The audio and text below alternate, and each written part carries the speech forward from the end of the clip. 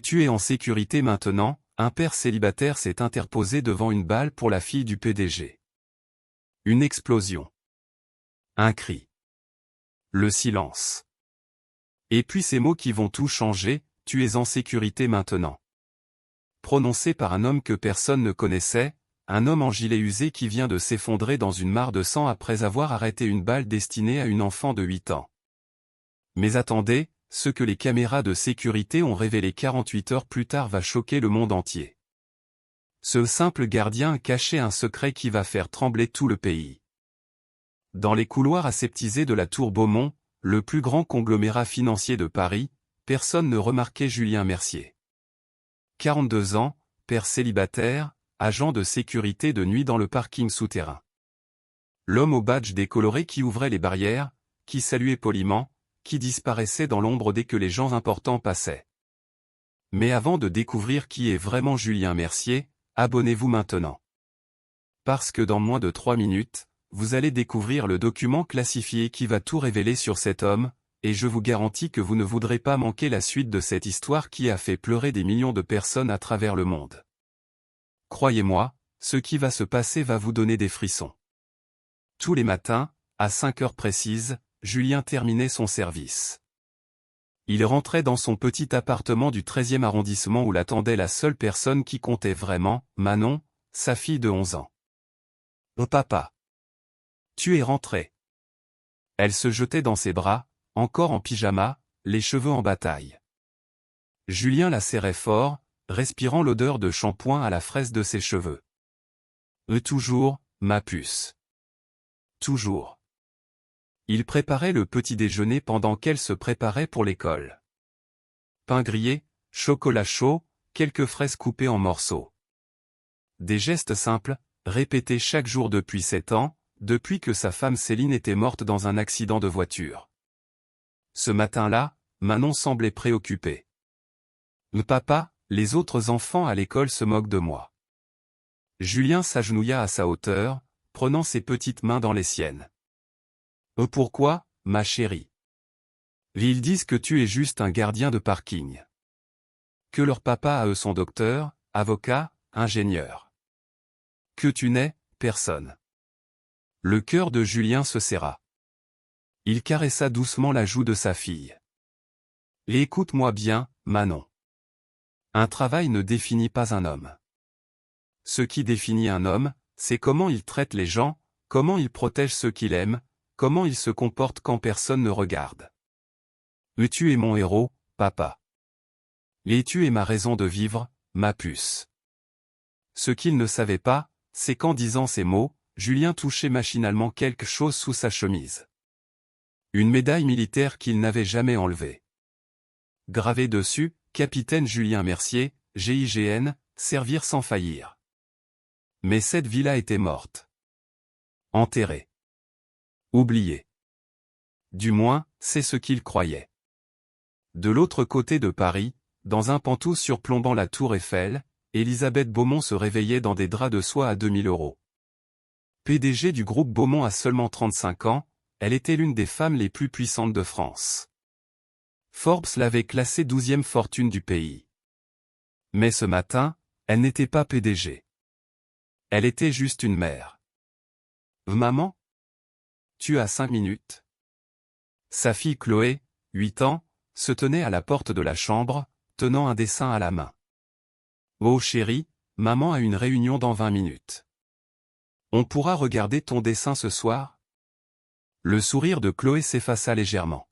« D'accord, maman. » Elisabeth ne vit pas la déception dans les yeux de sa fille. Elle était déjà au téléphone, en train de hurler sur son assistant à propos d'un contrat. Chloé retourna dans sa chambre immense et vide, entourée de jouets coûteux qu'elle n'utilisait jamais. Elle regarda par la fenêtre les enfants qui jouaient dans le parc en bas. Elle aurait voulu être normale. Avoir des amis. Ne pas avoir six gardes du corps qui la suivaient partout. Madame Beaumont, l'interphone grésilla, votre voiture vous attend. Elisabeth attrapa sa mallette Hermès à 15 000 €, embrassa rapidement le front de Chloé et disparut dans l'ascenseur privé. Elle ne savait pas que dans exactement 11 jours, un homme qu'elle n'avait jamais remarqué allait sauver ce qu'elle avait de plus précieux au monde.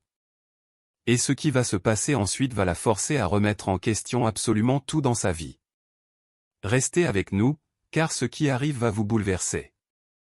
Julien Mercier n'était pas un homme ordinaire, même si tout le monde le pensait. Chaque nuit, dans le parking silencieux de la Tour Beaumont, pendant que les caméras de surveillance ne captaient qu'un gardien faisant sa ronde, Julien voyait ce que les autres ne voyaient pas. Il remarquait la voiture stationnée au même endroit depuis 3 jours. Un véhicule banalisé, mais avec des plaques trop neuves. Il notait les 2 hommes en costume qui traînaient près de l'entrée du personnel, leur regard trop aiguisé, leur posture trop rigide. Anciens militaires, sans doute. Peut-être mercenaires. Il observait les modifications subtiles du système de sécurité. Quelqu'un avait accédé au serveur la semaine dernière. Quelque chose se préparait. Il le sentait dans ses os, cette intuition qu'il avait gardée en vie pendant 15 ans d'opération au GIGN. « Julien, tu veux un café ?» Marc, le gardien de jour, lui tendait un gobelet en arrivant pour la relève. « Merci, Marc. Tu sais, tu devrais sourire un peu plus. Tu fais peur aux employés avec ton air sérieux. » Julien sourit légèrement. Si seulement il savait. À l'étage 47, Elisabeth Beaumont présidait son conseil d'administration. 15 hommes en costume à 5 000 €, tous pendus à ses lèvres. « Messieurs, notre nouveau projet va révolutionner l'intelligence artificielle en France. Nous avons 3 ans d'avance sur nos concurrents. » Madame Beaumont intervint. Pierre Duchamp, son directeur financier. Ce projet représente un investissement de 800 millions d'euros. C'est risqué. Les yeux d'Elisabeth se durcirent. Duchamp, vous voulez rester dans la médiocrité ou construire un empire? Personne n'osa répondre. Ce qu'Elisabeth ne savait pas, c'est que dans cette même réunion, quelqu'un prenait secrètement des photos des documents confidentiels. Quelqu'un qui allait tout vendre au plus offrant. Quelqu'un qui avait déjà planifié quelque chose de terrible pour éliminer les témoins. 3 jours plus tard, Manon tomba malade. Fièvre, tout. Rien de grave, mais elle ne pouvait pas aller à l'école. « Papa, je suis désolé de te déranger. » Chut, ma puce. Tu ne me déranges jamais. Julien appela son superviseur. Je dois m'absenter ce soir. Ma fille est malade. L'impossible, Mercier. On a le gala d'entreprise demain soir. Tout le personnel de sécurité doit être là. Ma fille passe avant tout. Si tu ne viens pas, tu es viré. Julien hésita. Ce travail payait le loyer, l'école de Manon, les médicaments. Mais sa fille. Je trouverai une solution. Il appela Madame Rousseau, sa voisine, une gentille grand-mère qui adorait Manon. Bien sûr, Julien. Amène-la, je vais m'occuper d'elle. Le lendemain soir, Julien embrassa Manon qui dormait chez Madame Rousseau et se dirigea vers la Tour Beaumont, le cœur lourd. Il ne savait pas qu'il ne reverrait plus jamais sa vie de la même façon. Parce que ce qui va se passer dans ce gala va déclencher une série d'événements qui vont révéler au monde entier qui est vraiment Julien Mercier. Et croyez-moi, personne n'est prêt pour ce qui arrive. Le grand ballroom de la Tour Beaumont brillait de 1000 feux. Lustre en cristal de Bohême, tapis rouge, champagne cristal à 500 € la bouteille. Tout Paris était là. Ministres, ambassadeurs, stars du CAC 40. Julien Mercier se tenait près de la sortie de secours, en uniforme de sécurité noire, oreillette en place, regard balayant constamment la salle. L'équipe sécurité, c'est Alpha. Tout est clair de votre côté? Roger, Alpha? Ra. Mais Julien n'était pas tranquille. Son instinct criait. Quelque chose n'allait pas. Les caméras avaient un angle mort près du bar. Inhabituel. 3 serveurs qu'il n'avait jamais vus auparavant. Nouveaux? Ou remplaçants de dernière minute? Et surtout, cet homme près de la colonne, costume Armani, mais chaussures militaires. Personne ne remarquait. Sauf Julien. Sur scène, Elisabeth Beaumont s'approchait du micro, radieuse dans sa robe Dior. À ses côtés, Chloé, adorable dans une robe blanche, mal à l'aise sous les projecteurs. Mesdames et messieurs, bienvenue à la soirée de lancement de notre projet révolutionnaire. Dans la foule, Pierre Duchamp, le directeur financier, fixait la scène avec une intensité étrange. Ses mains tremblaient légèrement. Julien le remarqua immédiatement. Il commença à se déplacer discrètement vers la scène. Ce projet représente l'avenir de notre entreprise, l'avenir de la France. Puis tout explosa. L'homme près de la colonne arracha son veston. Un pistolet apparut dans sa main. « Beaumont, vous avez détruit ma vie. » Les cris éclatèrent. Les invités se précipitèrent vers les sorties. La sécurité réagit, mais trop lentement. L'homme visa. Pas Elisabeth. Chloé. Pour chaque vie que vous avez ruinée, je prends ce qui vous est cher. Le temps ralentit pour Julien. Son cerveau passa en mode combat. 15 ans d'entraînement au GIGN s'activèrent en une fraction de seconde. Distance, 18 mètres. Angle de tir, 45 degrés. Temps avant le coup de feu, 2 secondes. Aucune chance d'atteindre le tireur. Une seule option. Julien sprinta. Ses jambes propulsèrent ses 95 kilos avec une vitesse qui surprit tout le monde. Il traversa la salle comme un missile humain. Elisabeth vit l'arme, vit sa fille, tendit la main mais trop tard. Le doigt du tireur pressa la gâchette. Julien plongea. Son corps percuta Chloé, la projetant au sol, la couvrant entièrement de son corps. La détonation résonna. La balle traversa le dos de Julien, ressortit par l'épaule, manqua Chloé d'1 centimètre. Le sang éclaboussa la robe blanche de la petite fille. Julien s'effondra, mais garda ses bras autour d'elle, formant un bouclier humain au cas où d'autres coups viendraient. « Tu es en sécurité, maintenant » murmura-t-il avant que ses yeux se ferment. La sécurité neutralisa le tireur. Elisabeth se jeta à genoux près de sa fille et de cet inconnu qui venait de tout sacrifier. Chloé était couverte de sang, mais indemne. Elle regardait fixement le visage de Julien, cet homme qu'elle ne connaissait pas, qui venait de donner sa vie pour elle. « Monsieur ? Monsieur ! Ne partez pas !» Les sirènes hurlaient au loin. Dans la foule, quelqu'un filmait tout. Les images allaient faire le tour du monde en moins d'1 heure. Mais ce que personne ne sait encore, c'est que dans la poche de Julien, il y a un document. Un document qui va révéler une vérité encore plus explosive que ce qui vient de se passer. Restez avec nous. L'ambulance fonçait dans les rues de Paris, sirène hurlante. À l'intérieur, les paramédics travaillaient frénétiquement sur Julien. Pression artérielle chute. 70/40. Dont le père. Injecté de l'adrénaline. Et qui est cet homme? Il a un tatouage militaire sur l'épaule. Elisabeth et Chloé suivaient dans une voiture séparée, escortée par 6 véhicules de police. Chloé n'avait pas arrêté de pleurer depuis la scène. « Maman, il va mourir à cause de moi. » Elisabeth serra sa fille contre elle, incapable de répondre. Pour la première fois de sa vie, elle n'avait pas de contrôle. Pas de plan. Pas de solution. Juste la terreur pure de réaliser qu'un parfait inconnu venait de faire ce qu'elle aurait dû pouvoir faire, protéger sa fille. À l'hôpital Beaujon, l'équipe chirurgicale était déjà prête. Julien fut directement emmené en salle d'opération. Un balle logé près de l'aorte. C'est un miracle qu'il soit encore vivant. Son dossier médical montre d'anciennes blessures. Cet homme a été blessé plusieurs fois par le passé. Militaire, probablement. Le chirurgien en chef, Dr. Fabien Lambert, 58 ans, vétéran de l'armée française lui-même, s'approcha du corps de Julien. Il s'arrêta net. Sur l'épaule gauche de Julien, un tatouage. L'emblème du GIGN. Et en dessous, un nom de code, l'eau gris. Mon Dieu ! Murmura Lambert. Appelez le général Moreau. Immédiatement. 1 heure plus tard, un hélicoptère militaire se posa sur le toit de l'hôpital.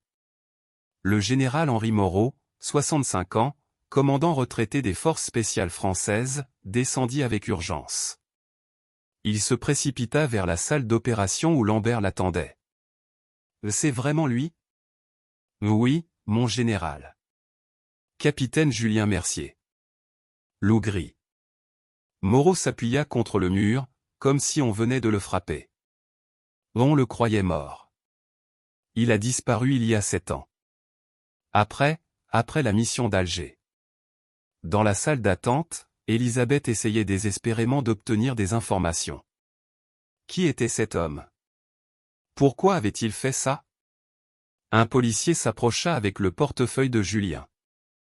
Madame Beaumont, nous avons identifié le blessé. Julien Mercier, 42 ans, agent de sécurité dans votre entreprise depuis 4 ans. Agent de sécurité? Elisabeth était confuse. Il travaillait pour moi. Oui, madame. Au parking souterrain. Service de nuit. Le choc la traversa comme une décharge électrique. Cet homme travaillait pour elle depuis 4 ans. Elle l'avait croisé, probablement des centaines de fois. Et elle ne l'avait jamais vu. Jamais remarqué. Il a une fille, continua le policier. Manon Mercier, 11 ans. Elle est chez une voisine. Nous l'avons informée. Elle arrive. 20 minutes plus tard, une petite fille en pyjama, enveloppée dans une couverture, fut escortée dans l'hôpital par Madame Rousseau. Manon avait les yeux rouges, gonflés par les larmes. Quand elle vit Chloé couverte du sang de son père, quelque chose se brisa en elle. C'est mon papa qui t'a sauvé. Chloé hocha la tête, incapable de parler. Manon s'effondra en sanglots. Il m'avait promis qu'il reviendrait toujours. Elisabeth s'agenouilla devant cet enfant qui venait de perdre potentiellement son unique parent. Ton père est le plus courageux homme que j'ai jamais rencontré. Les meilleurs chirurgiens du pays sont en train de se battre pour lui. À ce moment, le général Moreau sortit de l'ascenseur. Il aperçut Manon et s'approcha lentement.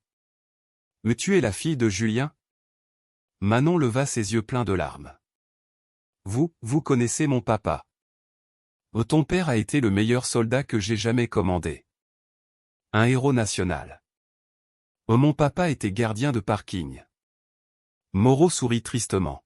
« Ton papa était capitaine au GIGN. Il a sauvé 47 otages lors de l'attaque terroriste à Alger en 2018. Il a reçu la Légion d'honneur. Il a été décoré 5 fois pour bravoure exceptionnelle. » Le silence tomba dans la salle d'attente. Elisabeth sentit ses jambes faiblir. Quoi? Julien Mercier, nom de code Lougri, était une légende dans l'armée. Après la mort de sa femme, il a disparu. On pensait qu'il s'était suicidé. Apparemment, il a choisi une autre voie. Il a choisi sa fille. Manon pleurait maintenant de façon incontrôlable. Je ne savais pas, il ne m'a jamais rien dit. Et ce qui va être révélé dans les prochaines minutes va bouleverser non seulement cette famille, mais toute la France. Car il y a une raison pour laquelle Julien cachait son passé. Une raison qui va tout changer. Pendant que Julien luttait pour sa vie sur la table d'opération, le général Moreau emmena Elisabeth dans une salle privée. Il posa sur la table un dossier classifié, marqué « Secret défense ». Madame Beaumont, ce que je vais vous dire ne doit pas sortir de cette pièce. Il ouvrit le dossier. Des photos apparurent. Julien en uniforme militaire, plus jeune, le regard dur et déterminé. Des médailles. Des rapports de mission. En 2018, un groupe terroriste a pris en otage 50 personnes dans l'ambassade française à Alger. La situation était désespérée. Aucune négociation possible. Le gouvernement a envoyé le GIGN. Moreau sortit une photo. Votre mari était parmi les otages. Elisabeth se figea. Quoi? Et Philippe Beaumont. Votre défunt mari. Il faisait partie des otages. C'est Julien Mercier qui l'a sorti de là. Qui l'a porté sur ses épaules pendant 2 kilomètres sous le feu ennemi. Les larmes montèrent aux yeux d'Elisabeth. Philippe était mort 3 ans plus tard d'un cancer, mais il avait survécu à Alger grâce à Julien a sauvé mon mari. L'étage 46 autres personnes. Mais cette mission l'a détruit. Il a perdu 3 hommes de son équipe. Des amis proches. Quand il est rentré, sa femme venait de mourir dans un accident. Il s'est effondré. Il a quitté l'armée et a disparu. Moreau referma le dossier. Il a choisi l'anonymat. Il a choisi de ne plus jamais mettre sa fille en danger à cause de ses ennemis. Parce que croyez-moi, Madame Beaumont, Julien Mercier s'est fait beaucoup d'ennemis très puissants en sauvant toutes ses vies. Elisabeth comprit soudain l'ampleur de ce qui venait de se passer. Cet homme avait sauvé son mari. Avait sauvé sa fille. Et elle ne l'avait jamais vu. Elle l'avait traité comme invisible. Pendant ce temps, dans la salle d'attente, les médias commençaient à arriver. L'histoire avait fuité. Les images du gala circulaient déjà sur tous les réseaux sociaux. #héros invisible était déjà numéro 1 des tendances sur Twitter. Les vidéos montraient tout. Le moment où Julien avait sprinté. Le moment où il s'était jeté sur Chloé. Le moment où son sang avait éclaboussé partout. 10 millions de vues en 2 heures. 50 millions à minuit. Les commentaires explosaient. Cet homme est un héros absolu. Un gardien de parking qui risque sa vie pour sauver l'enfant de la milliardaire qui ne le remarque même pas. C'est ça, la vraie noblesse. Pendant que les riches couraient pour sauver leur peau, un homme du peuple donnait sa vie pour protéger une enfant. L'histoire prenait une dimension nationale. À 3 heures du matin, le chirurgien sortit enfin de la salle d'opération, épuisé, les gants couverts de sang. Tout le monde se leva d'un bond. Il est vivant. Les sanglots de soulagement éclatèrent. Manon s'effondra dans les bras de Madame Rousseau. Mais, continua le docteur Lambert, c'était extrêmement proche. La balle a frôlé son cœur d'1 millimètre. 1 millimètre. Son corps a tenu grâce à son conditionnement militaire. N'importe qui d'autre serait mort instantanément. Je peux le voir, demanda Manon, sa petite voix brisée. Pas maintenant, ma chérie. Il est en soins intensifs. Peut-être dans quelques heures. Elisabeth s'approcha du docteur. Faites venir les meilleurs spécialistes du pays. De l'Europe. Du monde entier si nécessaire. L'argent n'est pas un problème. Lambert hocha la tête. Nous ferons tout notre possible. Le lendemain matin, l'histoire était à la une de tous les journaux. Le Figaro, héros invisible, un agent de sécurité ancien du GIGN sauve la fille d'une PDG. Le Monde, Julien Mercier, le soldat qui a choisi l'anonymat. Libération, quand les invisibles deviennent des héros. La France entière était suspendue au sort de Julien Mercier. Mais dans une cellule de garde à vue, l'homme qui avait tiré sur Julien parlait enfin. Je ne voulais pas tuer la petite, sanglotait-il. Je voulais juste faire mal à Beaumont. Elle a détruit ma société. Ma famille. Tout. L'inspecteur de police le fixait froidement. Vous avez failli tuer un héros national. Je ne savais pas. Je ne savais pas qui il était. Personne ne savait.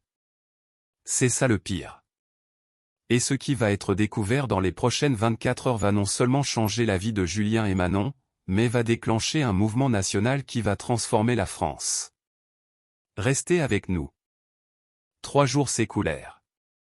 Julien restait dans le coma, son corps luttant pour guérir. Manon ne quittait pas son chevet. Elle dormait sur une chaise à côté du lit, tenant la main de son père, lui parlant sans arrêt. « Papa, tu te souviens quand tu m'as appris à faire du vélo? Tu as couru derrière moi pendant des heures. Tu n'as jamais abandonné. Alors maintenant, c'est à ton tour de ne pas abandonner, d'accord ?» Chloé venait aussi, tous les jours, avec sa mère. Les deux fillettes s'étaient liées d'amitié dans le couloir de l'hôpital, unies par le sang versé pour les protéger. « Mais tu crois qu'il va se réveiller ?» demanda Chloé un après-midi. « Oui, il le doit » répondit Manon, les yeux rouges. « Oui, il m'a promis qu'il serait toujours là pour moi. » Elisabeth observait ses deux enfants de mondes complètement différents, devenus sœurs par les circonstances. Et quelque chose en elle se brisa. Elle avait passé sa vie à construire un empire. À gagner. À dominer. Mais qu'avait-elle vraiment construit? Un château vide. Une enfant solitaire. Une existence sans connexion réelle. Julien, lui, avec son salaire modeste, vivant dans un petit appartement, avait construit quelque chose de magnifique, une fille qu'il aimait plus que tout au monde. Un amour pur, absolu. Madame Beaumont? Elisabeth se retourna. Le général Moreau était de retour. J'ai des informations sur l'attaque. Il a l'air dans une salle de conférence privée. Nous avons interrogé le tireur. Il s'appelle Vincent Arnaud. Ancien chef d'entreprise. Il y a 2 ans, votre société a racheté la sienne lors d'une fusion agressive. Il a tout perdu. Sa maison, ses économies, sa famille l'a quitté. Elisabeth ferma les yeux. Elle se souvenait vaguement de cette acquisition. Un dossier parmi 100 autres. Il vous tenait pour responsable de la destruction de sa vie. Il voulait vous faire souffrir en prenant ce que vous aviez de plus précieux. Mon Dieu! Murmura Elisabeth. Mais il y a autre chose. Moreau sortit un autre dossier. Nous avons découvert que votre directeur financier, Pierre Duchamp, était au courant de l'attaque. Quoi? Il a été arrêté ce matin. Il vendait des informations confidentielles à vos concurrents depuis des mois. Quand il a appris qu'Arnaud planifiait quelque chose, il n'a rien dit. Il espérait que dans le chaos, ses activités passeraient inaperçues. Elisabeth sentit la rage monter en elle. Trahie par quelqu'un en qui elle avait confiance. Et pendant ce temps, un homme qu'elle n'avait jamais remarqué donnait sa vie pour protéger sa fille. Le 5e jour, à 6h37 du matin, les moniteurs de Julien changèrent de rythme. L'infirmière de garde se précipita. « Et docteur Lambert ?» Il se réveille. Manon dormait encore sur sa chaise. L'infirmière la secoua doucement. « Ma chérie, ton papa ouvre les yeux. » Manon bondit, le cœur battant. Les paupières de Julien frémissaient. Puis, lentement, elles s'ouvrirent. Sa vision était floue au début. Puis elle se focalisa. Sur le visage de sa fille. Sur ses larmes. Sur son sourire. Ma puce. Sa voix était rauque, à peine audible. Papa. Manon se jeta sur lui, aussi doucement qu'elle put, sanglotant contre sa poitrine. Tu es revenu. Tu es revenu. Julien leva faiblement sa main, caressa les cheveux de sa fille. Et toujours, je reviens, toujours. Le docteur Lambert entra précipitamment, suivi d'une équipe médicale. Mais il souriait. Monsieur Mercier, vous venez de survivre à quelque chose d'impossible. Comment vous sentez-vous? Comme si, un camion, m'avait roulé dessus. Lambert rit. C'est normal. Vous avez été cliniquement mort pendant 47 secondes sur la table d'opération. Votre cœur s'est arrêté. Mais vous avez refusé d'abandonner. Julien regarda Manon. J'avais une raison. Les larmes coulaient sur le visage de sa fille. Papa, tout le monde sait maintenant. Que tu étais un soldat. Un héros. Tout le monde parle de toi. Julien ferma les yeux, une expression de tristesse traversant son visage. Je ne voulais pas, que tu saches. Je voulais être juste, ton papa. Mais tu es mon papa. Et tu seras toujours mon héros. Peu importe ce que les autres disent. À ce moment, Elisabeth entra dans la chambre, Chloé à ses côtés. Quand Chloé vit que Julien était réveillé, elle se précipita vers le lit. Monsieur. Vous êtes réveillé. Vous allez bien. Julien tourna péniblement la tête vers elle. Il sourit faiblement. Petite, tu n'es pas blessée? Non. Grâce à vous. Vous m'avez sauvé. C'est, mon travail, protéger les gens. Élisabeth s'approcha lentement, les mains tremblantes. Pour la première fois de sa vie de PDG implacable, elle ne savait pas quoi dire. Monsieur Mercier, je ne sais pas comment vous remercier. Vous avez donné votre vie pour ma fille. Pour une enfant que vous ne connaissiez même pas. Julien la regarda. Vous êtes sa mère. Aucune mère ne devrait perdre son enfant. J'ai perdu ma femme.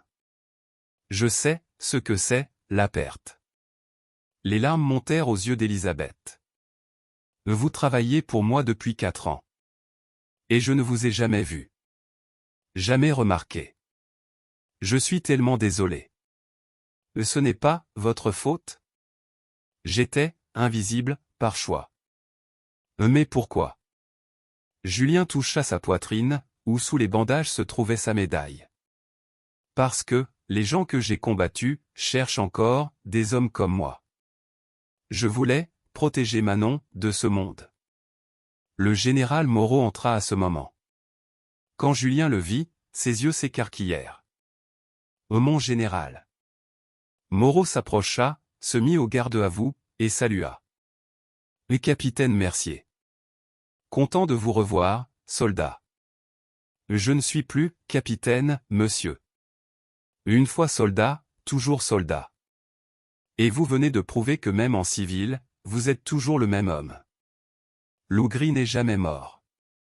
Il s'est juste caché pour protéger ce qu'il avait de plus précieux. Ce qui va se passer dans les jours suivants va transformer non seulement la vie de Julien, mais celle de milliers de personnes à travers tout le pays. Parce que cette histoire a touché quelque chose de profond dans le cœur des Français. Restez avec nous pour découvrir l'incroyable mouvement qui va naître de ce sacrifice. Les jours suivants, la France entière sembla s'arrêter pour suivre l'histoire de Julien Mercier. Les médias campaient devant l'hôpital. Des centaines de personnes venaient déposer des fleurs, des lettres, des dessins. Des vétérans en uniforme montaient la garde volontairement, rendant hommage à l'un des leurs. Mais ce qui se passait sur les réseaux sociaux était encore plus extraordinaire. Le hashtag les invisibles explosait. Des millions de personnes partageaient des histoires d'agents de sécurité, de femmes de ménage, de gardiens, de caissières, de livreurs, de tous ces gens qu'on ne remarque jamais. Ma mère nettoie des bureaux depuis 30 ans. Personne ne connaît son nom. Mais elle élève 3 enfants seuls. Elle est mon héros. Les invisibles. Le gardien de mon immeuble m'a sauvé la vie quand j'ai fait une crise cardiaque. Je ne connaissais même pas son prénom. Les invisibles. Mon père livre des colis 12 heures par jour. Il rentre épuisé mais sourit toujours. Il mérite d'être vu. Les invisibles. Des millions d'histoires. Des millions de visages qu'on ne voyait pas. Et quelque chose de profond commença à changer dans la conscience collective. Dans la chambre d'hôpital, Julien recevait des visiteurs inattendus. Le président de la République en personne vint le voir, accompagné de caméras et de journalistes. Monsieur Mercier, au nom de la République française, je vous remercie pour votre sacrifice héroïque. Vous incarnez les valeurs les plus nobles de notre nation. Julien, toujours faible, répondit simplement, je n'ai fait que ce que tout père aurait fait, monsieur le président. Justement. Vous rappelez à tous les pères de France ce que signifie vraiment le courage. Je souhaite vous décorer de la Légion d'honneur pour acte de bravoure civile. Avec tout le respect que je vous dois, monsieur le président, je refuse. Le silence tomba dans la chambre. Les caméras continuaient de tourner. Pourquoi? Demanda le président, surpris. Parce que si vous me décorez, vous faites de moi quelqu'un d'exceptionnel. Mais je ne veux pas être exceptionnel. Je veux que les gens comprennent que n'importe qui peut faire ce que j'ai fait. Que le courage n'est pas réservé aux médaillés. Qu'il existe chez le gardien d'immeuble, chez la caissière qui sourit malgré sa fatigue, chez le père qui travaille 2 jobs pour nourrir ses enfants. Julien regarda directement la caméra. Et si vous voulez m'honorer, honorez tous les invisibles. Voyez-les. Respectez-les. Remerciez-les. Parce qu'ils sont l'épine dorsale de ce pays. Les images firent le tour du monde. Le discours de Julien fut partagé 80 millions de fois en 48 heures. Des entreprises commencèrent à changer leur politique. Des PDG organisèrent des réunions avec leurs employés de service, apprenant leurs noms, écoutant leurs histoires. Un mouvement était né. Pendant ce temps, Élisabeth Beaumont prenait des décisions radicales.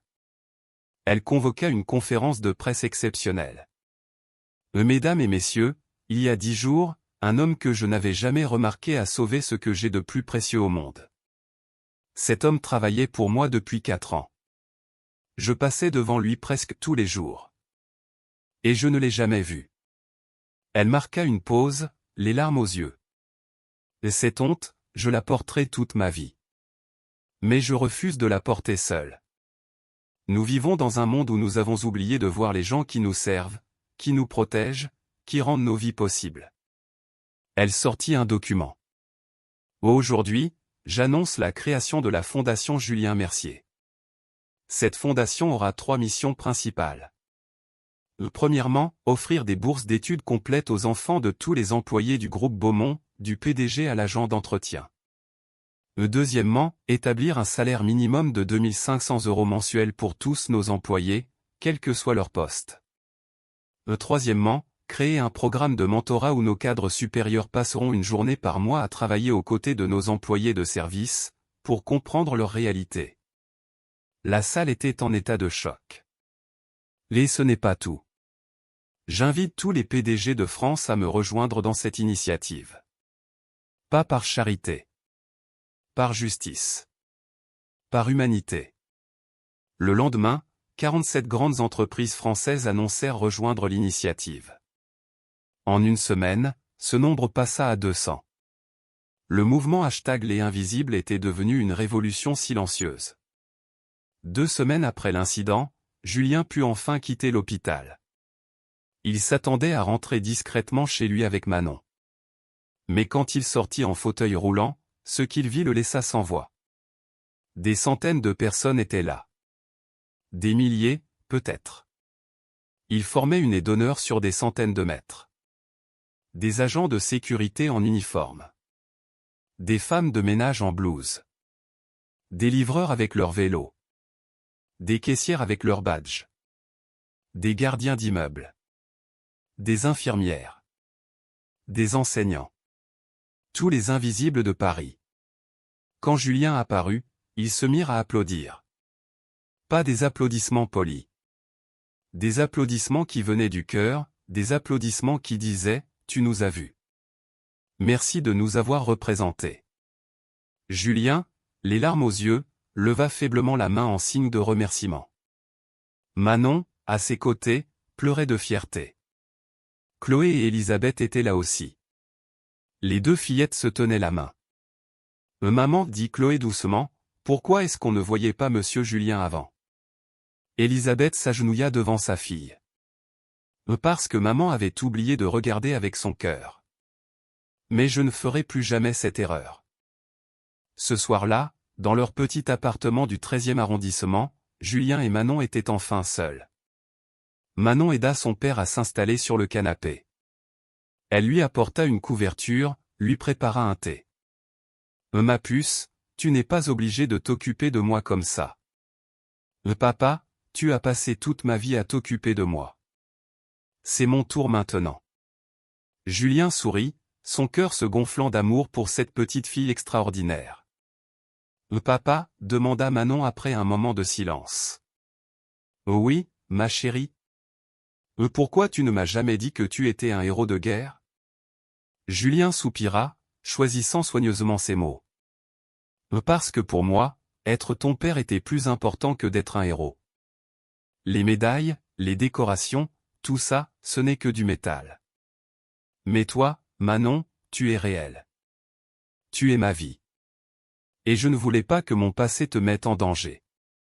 Je comprends, papa. Mais maintenant, tout le monde sait. Oui. Et je ne peux pas revenir en arrière. Mais peut-être que c'est bien comme ça. Peut-être que quelque chose de bon sortira de tout ça.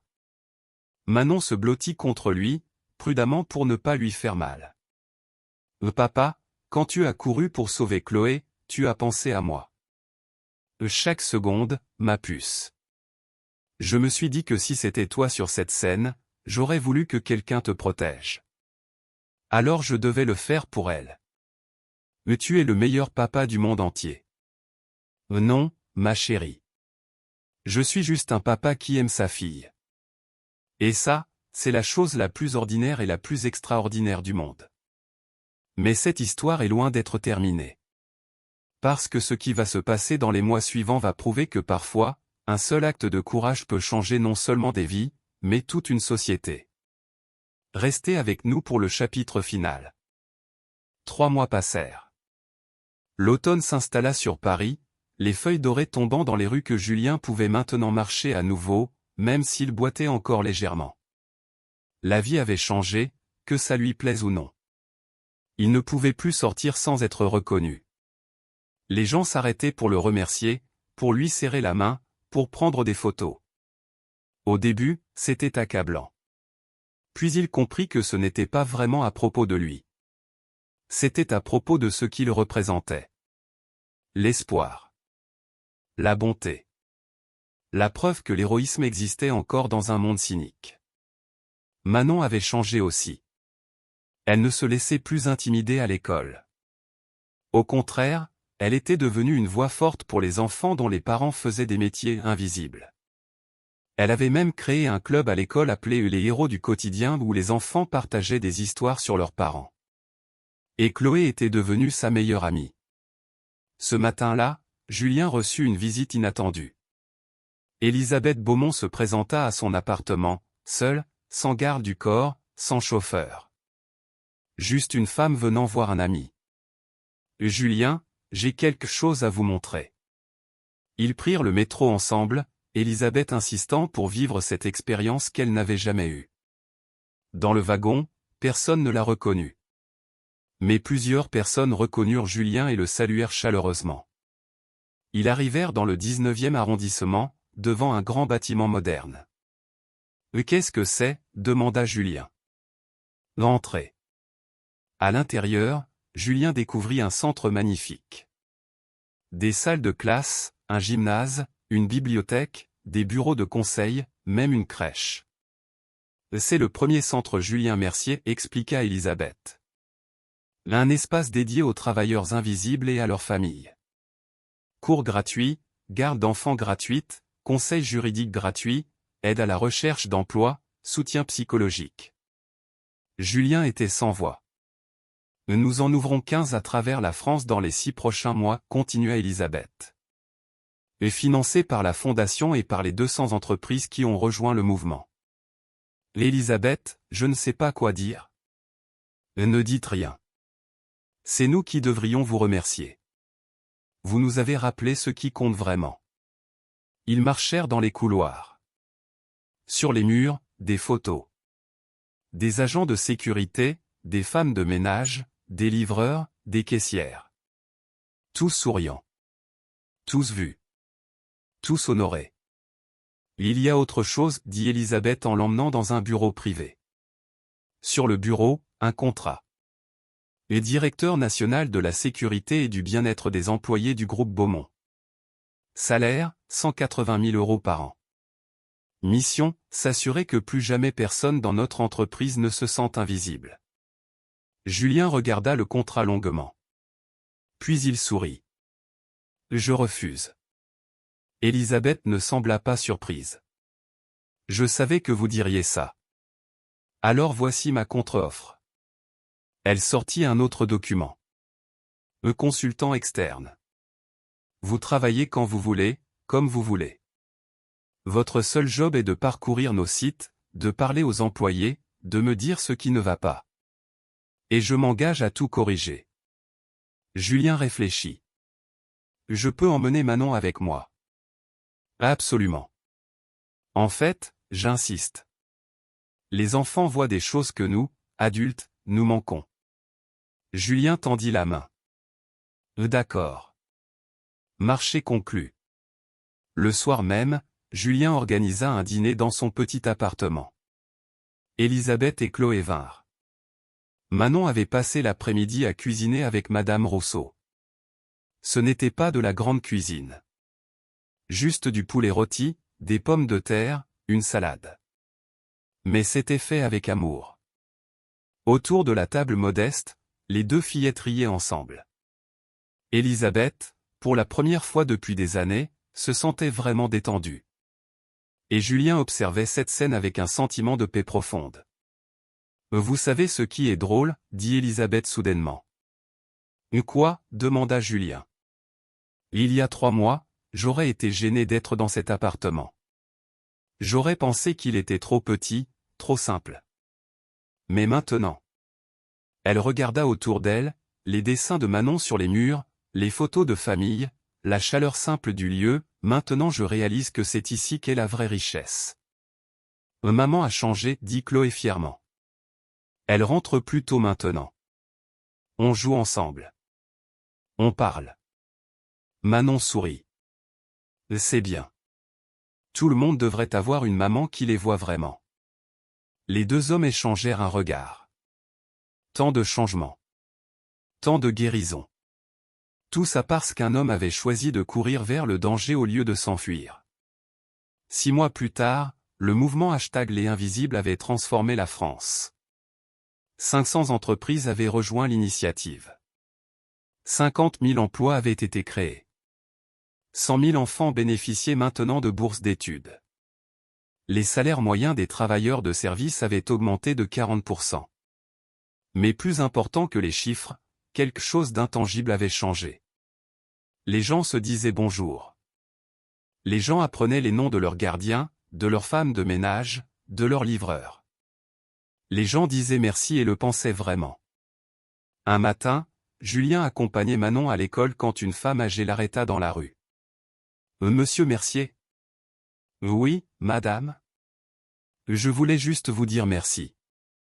Mon fils est agent de sécurité. Pendant 20 ans, il rentrait à la maison déprimé, se sentant inutile. Depuis votre geste, tout a changé. Les gens le respectent. Ils le voient. Il a retrouvé sa dignité. » Les larmes aux yeux, elle prit les mains de Julien. « Vous avez sauvé plus qu'une petite fille ce jour-là. Vous avez sauvé l'âme de ce pays. » Julien ne savait pas quoi répondre. Il serra simplement la main de la femme. Après qu'elle soit partie, Manon regarda son père. « Papa, tu es content de ce qui s'est passé ?» Julien réfléchit longuement à cette question. « Tu sais, ma puce, pendant longtemps j'ai regretté ce qui s'était passé. Je voulais juste qu'on reste invisible, toi et moi, en sécurité dans notre petite bulle. Mais maintenant, je réalise quelque chose. » « Quoi ?» « Que parfois, il faut sortir de l'ombre pour montrer aux autres qu'ils peuvent aussi être la lumière. Que le courage n'est pas réservé à quelques-uns. Qu'il existe en chacun de nous. Comme les super-héros dans les films. » Julien sourit. « Non, ma chérie. Mieux que les super-héros. Parce que les super-héros ont des pouvoirs. Mais nous, on n'a que notre humanité. Et c'est ça qui rend nos choix encore plus puissants. » 1 an après l'incident, une cérémonie spéciale eut lieu à l'Élysée. Mais ce n'était pas Julien qui était honoré. C'était eux. Tous les invisibles. 1000 travailleurs de toute la France avaient été invités. Agents de sécurité, femmes de ménage, livreurs, caissières, gardiens, cuisiniers. Tous ceux qui faisaient tourner le pays sans jamais être vus. Le président les accueillit personnellement, serrant la main de chacun, apprenant leurs noms, écoutant leurs histoires. Et au centre de la salle, une statue fut dévoilée. Elle ne représentait pas Julien. Elle représentait un homme ordinaire, en vêtements de travail simples, les bras étendus comme des ailes, protégeant une enfant. Mais le visage de l'homme était neutre, universel. Parce qu'il pouvait être n'importe qui. Il pouvait être tout le monde. La plaque en bas disait simplement « Aux héros invisibles des France ». Julien se tenait dans la foule, une main tenant celle de Manon, l'autre main tenant celle de Chloé. Élisabeth était à côté de lui. « Vous avez fait ça » murmura-t-elle. « Non » répondit Julien doucement. « Nous l'avons fait. Tous ensemble. Parce qu'au final, c'est ça l'héroïsme véritable. Ce n'est pas un homme qui fait quelque chose d'extraordinaire. Ce sont des millions de personnes ordinaires qui choisissent, chaque jour, de faire ce qui est juste. 5 ans plus tard. Manon, maintenant 16 ans, se tenait devant sa classe de lycée pour une présentation. Mon père m'a appris que le courage n'est pas l'absence de peur. C'est le choix de agir malgré la peur. Et que l'héroïsme n'est pas réservé aux soldats ou aux gens célèbres. Elle cliqua sur sa présentation. Des images apparurent. C'est l'infirmière qui reste après son service pour tenir la main d'un patient mourant qui n'a personne. C'est le professeur qui utilise son propre argent pour acheter des fournitures pour les élèves qui n'en ont pas. C'est le livreur qui grimpe 5 étages pour apporter un colis à une personne âgée qui ne peut pas descendre. C'est la caissière qui sourit malgré sa fatigue parce qu'elle sait que son sourire peut illuminer la journée de quelqu'un. Ce sont les héros invisibles. Et ils sont partout. La classe applaudit. Après le cours, Manon retrouva Chloé qui l'attendait dehors. Les deux sœurs de cœur marchaient ensemble vers la maison. « Tu viens dîner à la maison ce soir » demanda Manon. « Évidemment. Maman apporte le dessert. » Elles riaient ensemble, ces deux filles de mondes différents, unies par un moment qui avait changé tout. Ce soir-là, dans l'appartement maintenant un peu plus grand de Julien, mais pas trop, il avait refusé quelque chose de luxueux, la famille élargie se réunit. Julien, maintenant 47 ans, quelques cheveux gris supplémentaires, une cicatrice qui le faisait encore boiter certains jours, mais des yeux brillants de vie. Manon et Chloé, maintenant adolescentes, débattant passionnément de leurs projets pour rendre le monde meilleur. Élisabeth, transformée, rayonnante d'une façon qu'aucune richesse n'aurait jamais pu lui donner. Et Madame Rousseau, la voisine, maintenant considérée comme une grand-mère par tout le monde. Autour de la table, ils partageaient un repas simple. Du rire. Des histoires. De l'amour. « Papa, demanda Manon à un moment, tu regrettes quelque chose ?» Julien regarda autour de la table. Ces visages qu'il aimait. Cette vie qu'il avait construite. Ce changement qu'il avait, sans le vouloir, inspiré. « Pas une seconde, ma puce. Pas une seule seconde. » Parce qu'au final, Julien Mercier avait appris la plus grande leçon de toutes. On n'a pas besoin d'être visible pour avoir de l'impact. On n'a pas besoin d'être célèbre pour faire une différence. On n'a pas besoin d'être extraordinaire pour changer le monde. Il suffit d'être humain. Vraiment humain. De voir les autres. De les respecter. De les protéger quand ils en ont besoin. Et parfois, si on a de la chance, d'inspirer assez de gens pour créer une vague de changement qui dépasse largement notre propre existence. Julien Mercier était redevenu invisible dans sa vie quotidienne. Les caméras étaient parties. Les journalistes avaient trouvé d'autres histoires. Mais son héritage, lui, ne serait jamais invisible. Il vivait dans chaque salut respectueux donné à un agent de sécurité. Dans chaque merci sincère dit à une femme de ménage. Dans chaque sourire partagé avec un livreur.